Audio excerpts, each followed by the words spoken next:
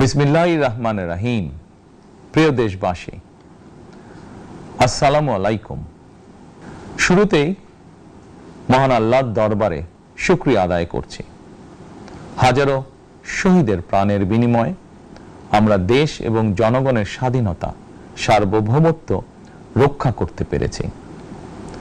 তাবেদার মুক্ত বাংলাদেশে জনগণের ভোটে জনগণের কাছে জবাবদিহিমূলক একটি নতুন সরকার যাত্রা শুরু করেছে। দেশে গণতন্ত্র এবং মানুষের অধিকার পুনঃপ্রতিষ্ঠার এই যাত্রা লগ্নে আমি দেশবাসীকে শুভেচ্ছা এবং আন্তরিক অভিনন্দন জানাই। স্বাধীনতা প্রিয়, গণতান্ত্রিক আমি প্রিয়। জনগণের কারণেই দেশে আবার মানুষের অধিকার, সম্মান এবং মর্যাদা পুনঃপ্রতিষ্ঠার সুযোগ সৃষ্টি হয়েছে। আমি দেশবাসীর উদ্দেশ্যে একটি বার্তা দিয়ে বলতে চাই, মুসলমান, হিন্দু, বৌদ্ধ, খ্রিস্টান তথা দল, মত, ধর্ম, বর্ণ নির্বিশেষে পাহাড়ে কিংবা সমতলে বসবাসকারী এই দেশ আমাদের সবার। প্রতিটি নাগরিকের জন্যই এই দেশকে আমরা একটি নিরাপদ ভূমিতে পরিণত করতে চাই, একটি স্বনির্ভর, নিরাপদ, মানবিক, গণতান্ত্রিক বাংলাদেশ প্রতিষ্ঠায় বিএনপি সরকারের লক্ষ্য।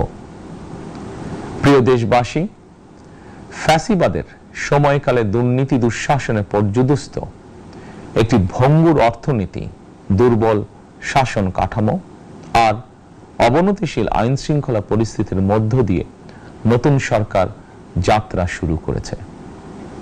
আইন শৃঙ্খলা পরিস্থিতির উন্নয়ন এবং কঠোরভাবে দুর্নীতি নিয়ন্ত্রণের মাধ্যমে জনগণের মনে শান্তি, নিরাপত্তা ফিরিয়ে আনাই হচ্ছে আমাদের সরকারের প্রধান অগ্রাধিকার। সারা দেশে জুয়া এবং মাদকের বিস্তারকেও বর্তমান সরকার আইন শৃঙ্খলা অবনতির অন্যতম কারণ বলে চিহ্নিত করেছে। সুতরাং জুয়া এবং মাদক নিয়ন্ত্রণে আইন শৃঙ্খলা বাহিনী সব রকমের কঠোর পদক্ষেপ গ্রহণ করছে। জনজীবনে শান্তি ও নিরাপত্তা নিশ্চিত করতে সরকার সর্বোচ্চ উদ্যোগ গ্রহণ করছে। দেশের প্রতিটি সাংবিধানিক এবং সরকারি বেসরকারি প্রতিষ্ঠান চলবে বিধিবদ্ধ নীতি নিয়মে। দলীয় কিংবা রাজনৈতিক প্রভাব, প্রতিপত্তি অথবা জোর জবরদস্তি নয়। আইনের শাসনই হবে রাষ্ট্র পরিচালনার শেষ কথা। প্রিয় দেশবাসী, আগামীকাল থেকে সারা দেশে শুরু হতে যাচ্ছে পবিত্র মাহে রমাদান। আমি দেশবাসীকে পবিত্র মাহে রমাদানের শুভেচ্ছা জানাই। রমাদান আত্মশুদ্ধির মাস। আমরা যদি আত্মশুদ্ধি শব্দটির মর্মার্থ উপলব্ধি করি, তাহলে এই মাসে মানুষের ভোগান্তি বাড়ার কথা নয়। যদিও আমাদের অনেকের মধ্যেই এই মাসটিকে ঘিরে ব্যবসায় অধিক মুনাফা লাভের প্রবণতা লক্ষণীয়। আপনাদের প্রতি আমার বিনীত আহ্বান, রমাদানের পবিত্রতা রক্ষার্থে এই মাসটিকে আপনারা ব্যবসা মুনাফা লাভের মাস হিসাবে পরিগণিত করবেন না। দ্রব্যমূল্য যাতে সাধারণ মানুষের নাগালের বাইরে না যায়, এ ব্যাপারে ব্যবসায়ীরা দয়া করে সতর্ক থাকবেন। হাজারো প্রাণের বিনিময়ে একটি মাফিয়া সিন্ডিকেটের পতন ঘটিয়ে রাষ্ট্র এবং সরকারের জনগণের অধিকার প্রতিষ্ঠার অঙ্গীকার নিয়েই আমরা রাষ্ট্র পরিচালনার দায়িত্ব গ্রহণ করেছি। বিএনপি সরকার সকল ক্ষেত্রে অনাচার অনিয়মের সকল সিন্ডিকেট ভেঙে দিতে বদ্ধপরিকর ইনশাআল্লাহ।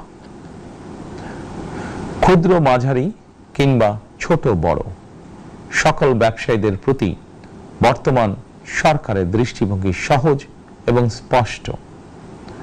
বর্তমান সরকার ব্যবসায়ী এবং ক্রেতা সাধারণ উভয় স্বার্থ রক্ষা করে প্রয়োজনীয় পদক্ষেপ গ্রহণ করতে চায়। সুতরাং সরকারের পক্ষ থেকে কি ধরনের উদ্যোগ গ্রহণ করলে বাজার পরিস্থিতি নিয়ন্ত্রণে থাকবে কিংবা ক্রেতা বিক্রেতা উভয়েরই স্বার্থ রক্ষা হবে, এ ব্যাপারে আপনাদের যে কোনো ধরনের পরামর্শ কিংবা অভিযোগ শুনতে সরকার প্রস্তুত।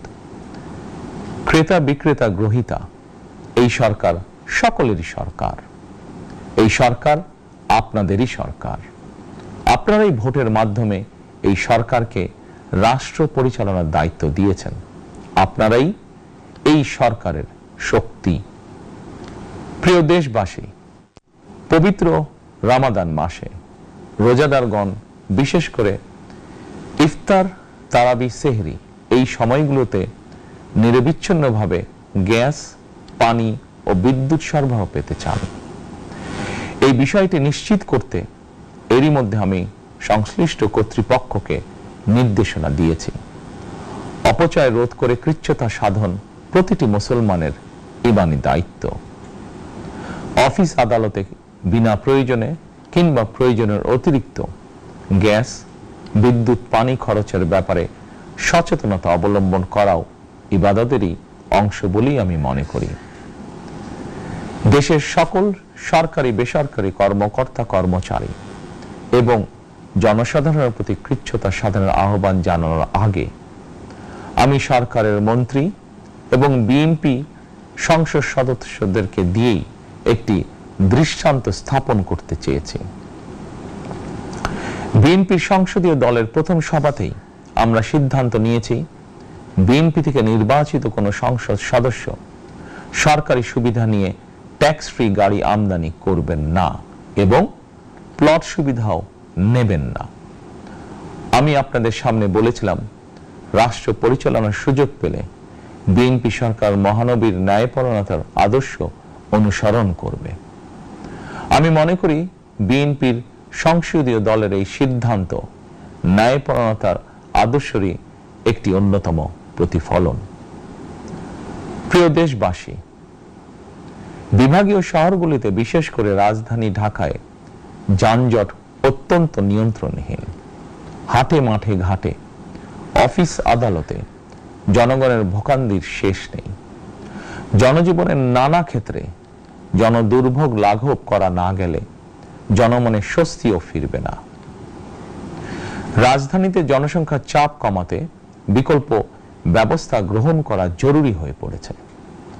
মানুষ তার নিজ জেলায় কিংবা নিজের বাসা বাড়িতে থেকেও যাতে সহজভাবে সঠিক সময়ে অফিস, আদালত, ব্যবসা বাণিজ্য করতে পারেন, সেই লক্ষ্যকে সামনে রেখেই সারা দেশে রেল যোগাযোগ ব্যবস্থা ঢেলে সাজানোর উদ্যোগ নেওয়া হচ্ছে।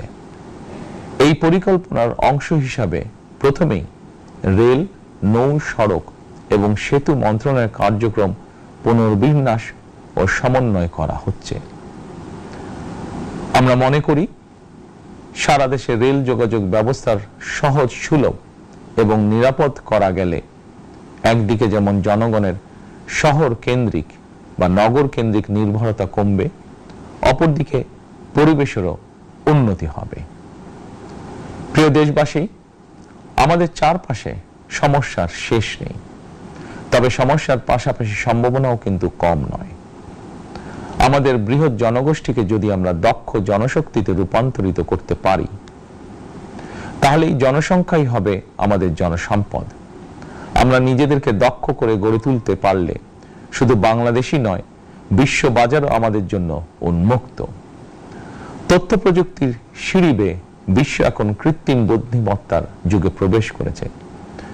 প্রযুক্তির এই প্রতিযোগিতামূলক বিশ্বে সম্মান এবং স্বচ্ছতার সঙ্গে টিকে থাকতে হলে আমাদেরকে কোনো না কোনো একটি বিষয় বা কাজে পারদর্শী হতে হবে।